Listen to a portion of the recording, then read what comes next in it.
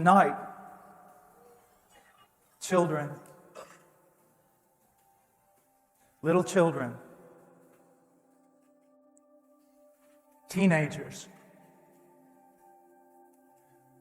Christ has sent me here to preach to you.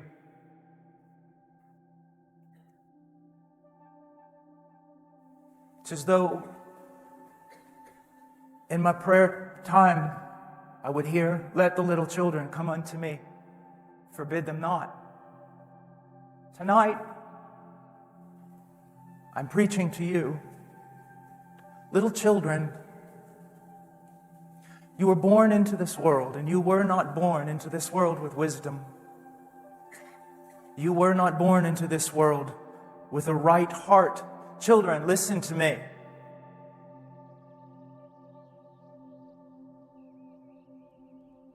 Every cause and reason for the wars and the death and the pain and the suffering of this world, all of that is found in your heart. You were born with an evil heart. That heart will kill you one day. That heart will damn you for an eternity in hell. It's true.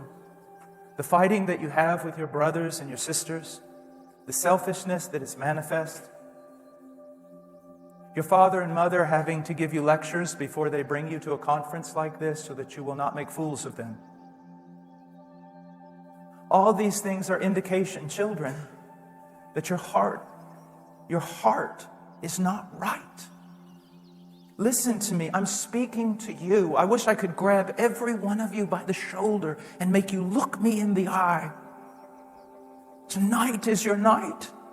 Tonight the Lord is speaking to you. Children, don't run around here tonight with cameras taking pictures as though it was some homeschool project.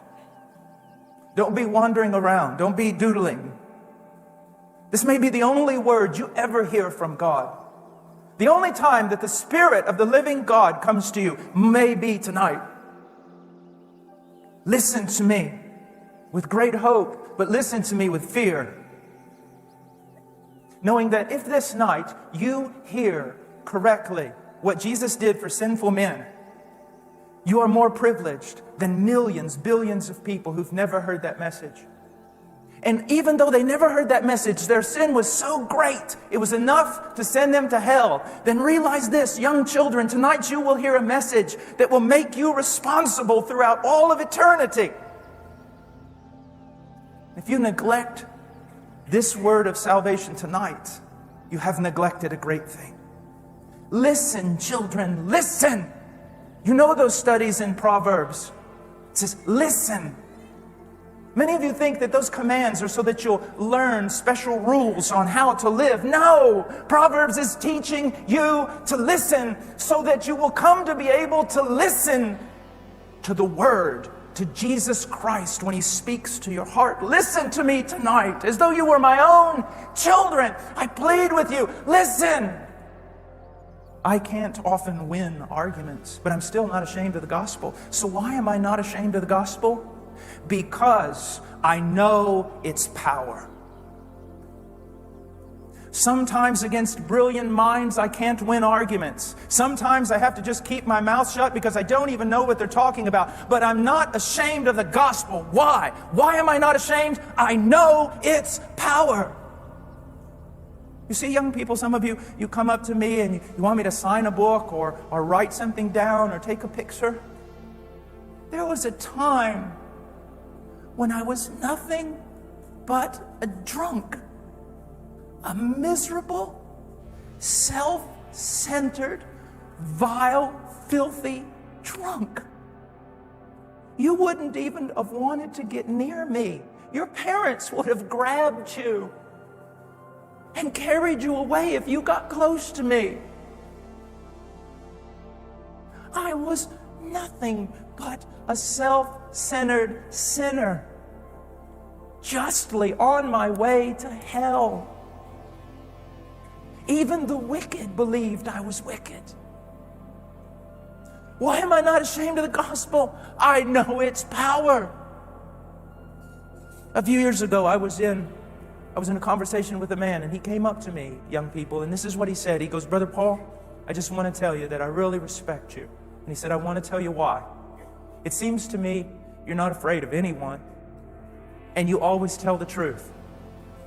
I thanked him. I said goodbye. I got in the car, and I drove back to the church. And when I got to the church parking lot, out of my car, and right there when I opened the door, I just burst into tears.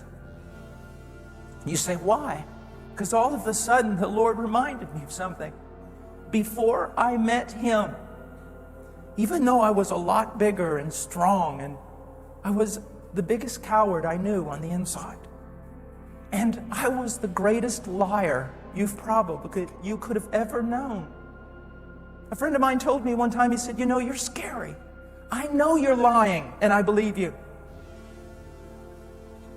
But you see, that sends men to hell. That's the kind of person. And look what Jesus did. I went from being famous for being a coward and being a liar to men telling me, I respect you because you're not afraid of men and you tell the truth. Who did that? Jesus did that. The gospel did that. You see, that's why God, He saves men that are weakest in certain areas and wrong, very wrong in certain areas, so that He can make them strongest and most right in those areas. And therefore He proves His power. Young person, listen to me. The gospel is not words only. There is a message. It is communicated by words, but it is power. It is power. Now, what are those words? What is the gospel? The gospel is this: that God is worthy of all glory, honor, praise, and obedience. And that, young person, listen to me. Listen to me. You have given Him nothing of that. Young person, you have given Him the opposite. You have not given Him glory. You have not given Him honor. You have not rendered unto Him obedience, the obedience that is due Him. If you do not know Christ, you are here, and you may have a fine long dress on. You may be a proper speaking, proper walking young man with your hair cut correctly. You might be all sort of things. You might be learning Greek and Hebrew and Latin and logic and rhetoric and all sorts of things. But know this: if you are outside of Christ, you have not obeyed Him one moment of your life. And that everything you do in your homeschooling and your virtue and your merit, you're doing all of it for you. And it is as vile as I was vile as a sick drunk. That's how you can pay for your sin if you choose. Is that really what you want? When God, the magnificent Savior, the gracious Lord, He comes with the gospel of Jesus Christ and says, wait, young person, sinner, vile as you are, know this: my Son died for sinners. On that cross, this is so wonderful. On that cross, all the wrath of God, young person, all the justice of God that should crush you in hell throughout all of eternity, Christ suffered on that tree. For you, He suffered. And right before He died, He said, it is finished. He paid it in full. All the judgment you deserve is paid in full. There's an old song that my uncle used to sing. He loved this song, and I love this song. I sing because I'm happy. I sing because I'm free. And you see, I know the power of the gospel, because even though I have committed sins so great that I would not share them with my closest friend or spouse, I know that they were all paid for on Calvary. I will never meet them again at Judgment Day. I'm free. I'm free. I'm free. Child, you commit so many things in secret. You do so many evil things behind the back of your parents. And I know your conscience troubles you. Wouldn't it be wonderful to have a cleansed conscience? To be free from sin, to know that you'll never meet it again in judgment. It is only through faith in Jesus Christ. Only through faith in Him. There is a sense in which I wish right now that the spiritual reality of your heart would break forth into a physical reality dressing you.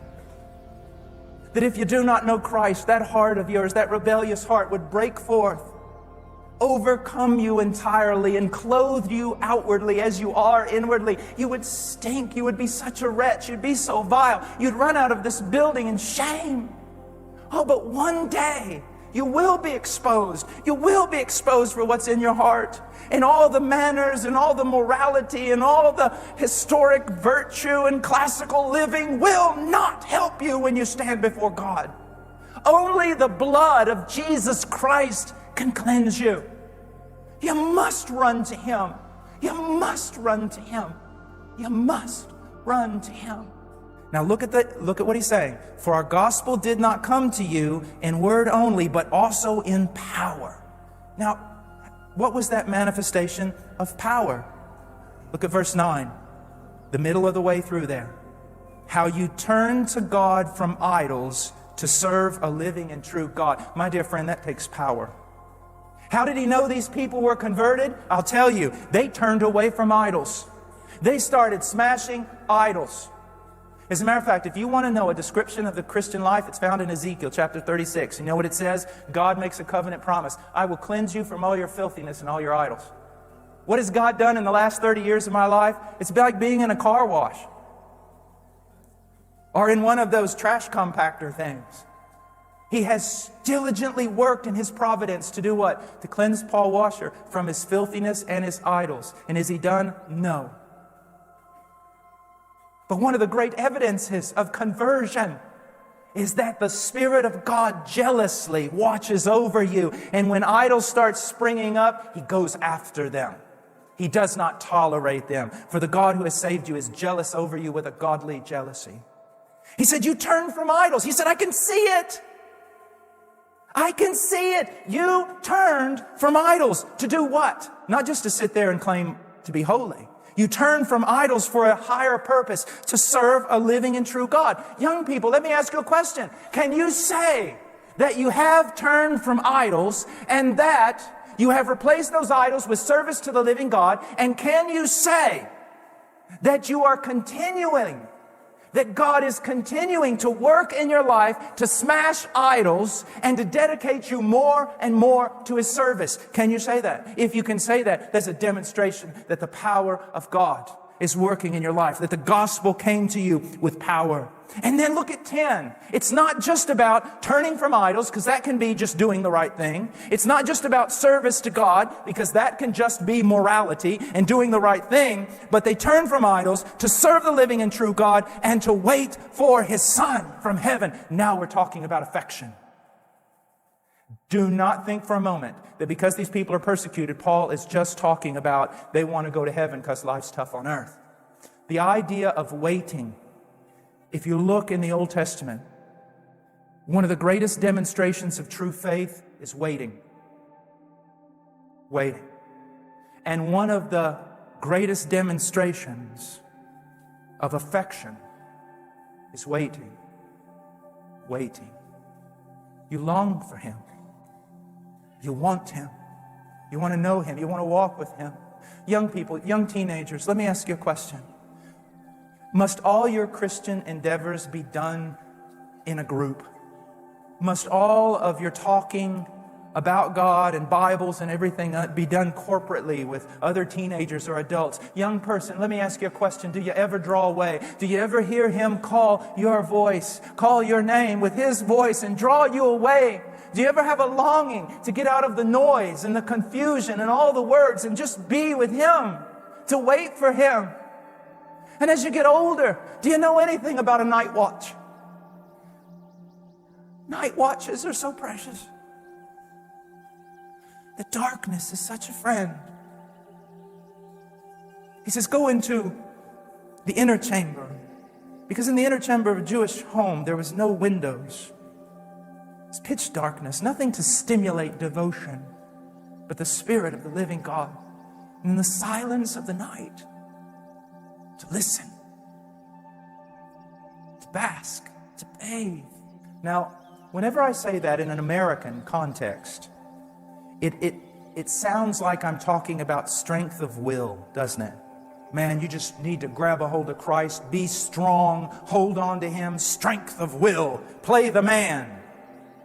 Hold on to Christ until the end. That's not what this means at all. You're not holding on to Christ because of your strength.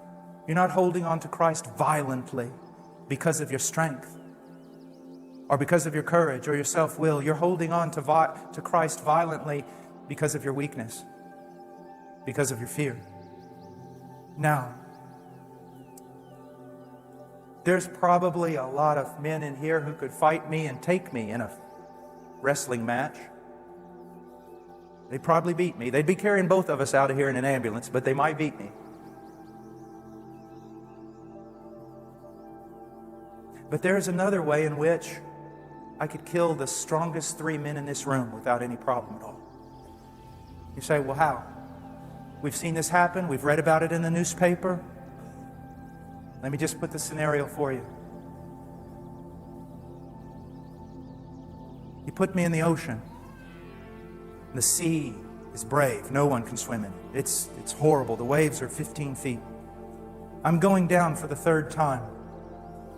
You take the 3 strongest men, the 3 strongest swimmers. You throw them in at me, and they latch onto me.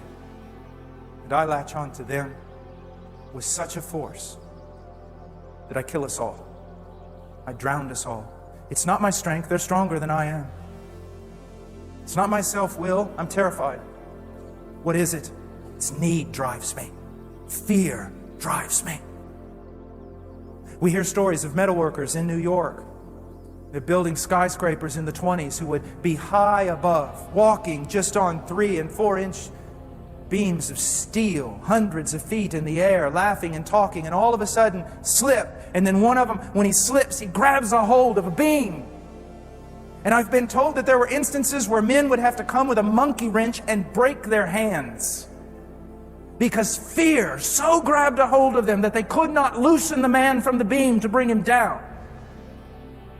That's what I'm talking about when I'm talking about violently grabbing a hold of Christ and holding on. It's not because you're strong and you're self-willed and you've decided to follow Jesus. No, God has illuminated your heart. He has shown you you cannot be saved except through Jesus. And that reality causes you to hold on to Him like a drowning man. And wild horses could not pull you away, not because of your self-will, but because of your knowledge of your need of Him.